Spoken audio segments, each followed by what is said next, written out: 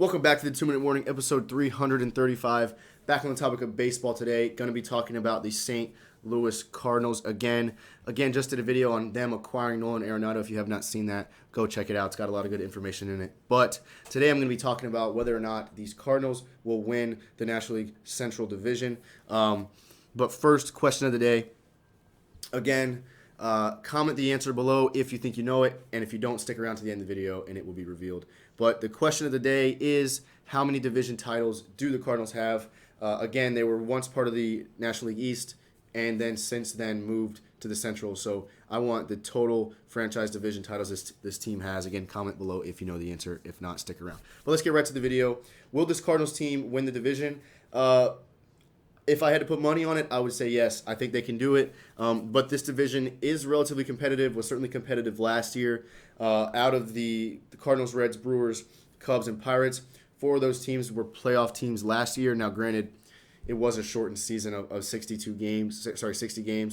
And it was a weird season. We had the Brewers make it in with a losing record. I don't know how common that is, but I'm going to say that that's not going to happen this year. So we had the Cubs win the division last year. They went 34-26. We had the Cardinals clinch a playoff spot but not win the division at 30-28. And then we had the Brewers and Reds as wild cards. Reds were 31-29, and the Brewers were 29-31. So 4 to 5 teams, playoff teams. But for the sake of division title this coming season, I'm going to really put it between the Cubs and the Cardinals to duel it out for that. I think the Pirates and the Brewers and the Reds are kind of out of the equation for a division title.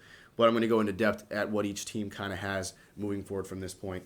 So starting with the Cubs, the main things that I take away from this offseason is the loss of Kyle Schwarber and John Lester. They have since traded away as well. Schwarber and Lester have both gone to the Nationals.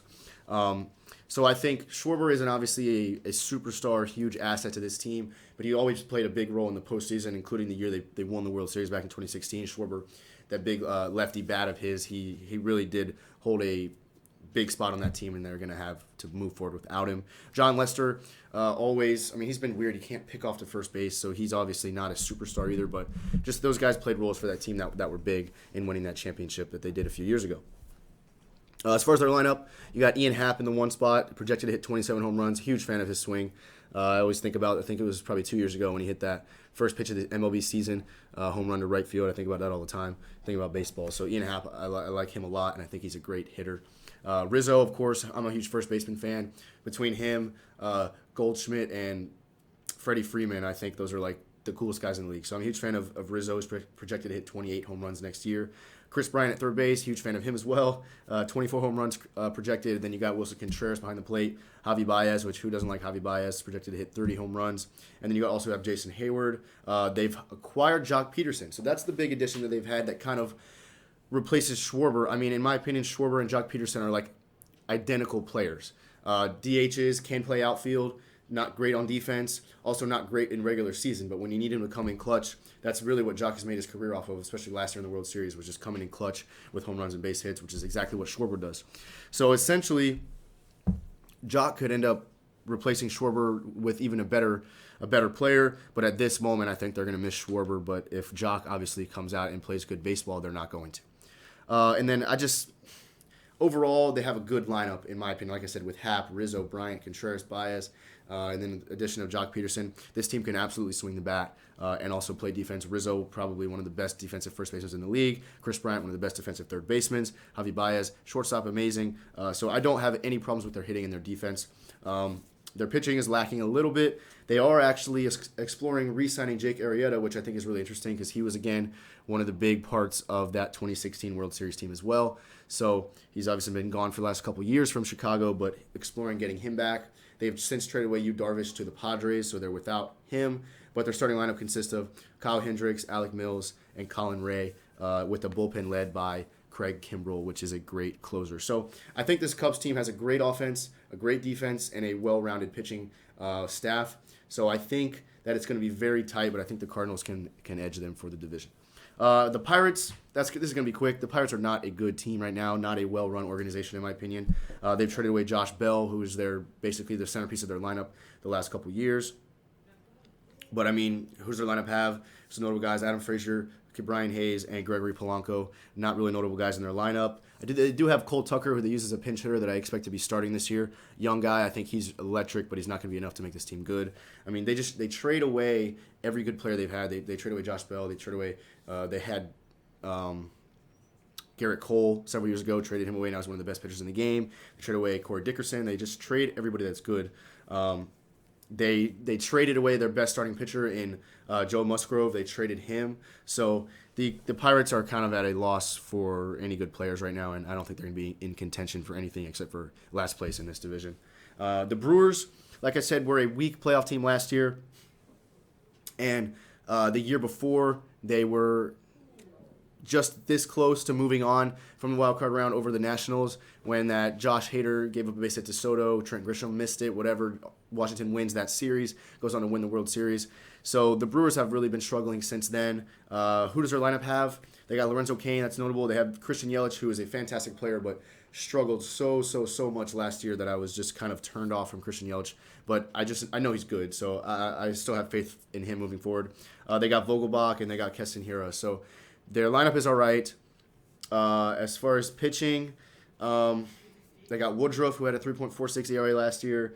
Corbin Burns, 3.55 ERA last year. Lindblom with a 3.88 ERA last year. And then Adrian Hauser, who had a +4 ERA. So starting pitching, not great. And then a bullpen led by Josh Hader, who I do think Josh Hader is a good pitcher, but he notorious for kind of blowing big saves, blowing big spots. So I think the Brewers are going to be out of contention for this division for me.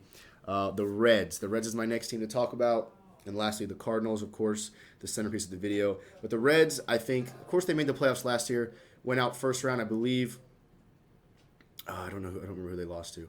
They lost early in the playoffs. They didn't make it past the first series. I think it was the Braves. Yes, the Braves maybe knocked out the Reds last year. I'm not sure. But I think that's right. But they, in my opinion, the only reason they were there is because Trevor Bauer had a lights-out season. Their lineup is solid. Nick Castellanos projected to hit 27 home runs next year. Joey Votto, who, again, first baseman, like him a lot, but he's been struggling at the plate for several years now.